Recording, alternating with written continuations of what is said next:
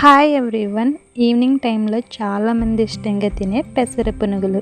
ఇవి చాలా simple ప్రాసెస్తో prepare చేద్దాం రండి.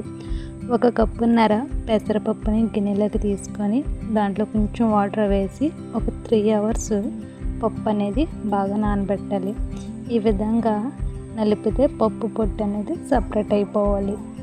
నానిన పప్పుని పొట్టు లేకుండా ఈ విధంగా అయితే శుభ్రంగా కడుక్కోవాలి. ఇలా కడిగిన పప్పుని మిక్సీలో కాకుండా గ్రైండర్లో వేసి పప్పు అనేది బాగా మెత్తగా రుబ్బుకోవాలి. ఇలా రుబ్బుకోవడం వల్ల పునుగులు అనేవి చాలా టేస్టీగా ఉంటాయి, స్పాంజీగా కూడా ఉంటాయి అన్నమాట.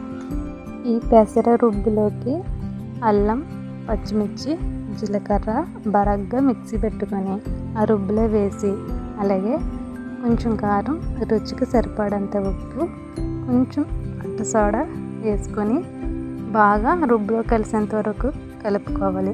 ఇలా కలుపుకున్న దాన్ని పక్కన పెట్టుకొని స్టవ్ వెలిగించి దాని మీద కడాయి పెట్టుకొని ఆయిల్ వేసి, ఆయిల్ హీట్ ఎక్కిన తర్వాత ఆల్రెడీ మనం చేసుకున్న రుబ్బుని చిన్నగా పునుగుల కింద అయితే వేసుకోవాలి. ఆయిల్లో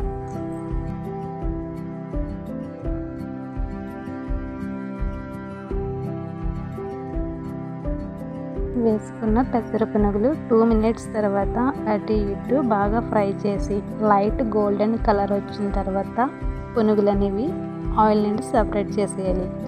అంతేనండి, చాలా సింపుల్గానే టేస్టీగా పెసర పునుగులు అనేది ప్రిపేర్ అయిపోయాయి. మరి ఇంకెంత ఆలస్యం, మీ దగ్గర కూడా పెసరపప్పు ఉంటే ట్రై చేసేయండి.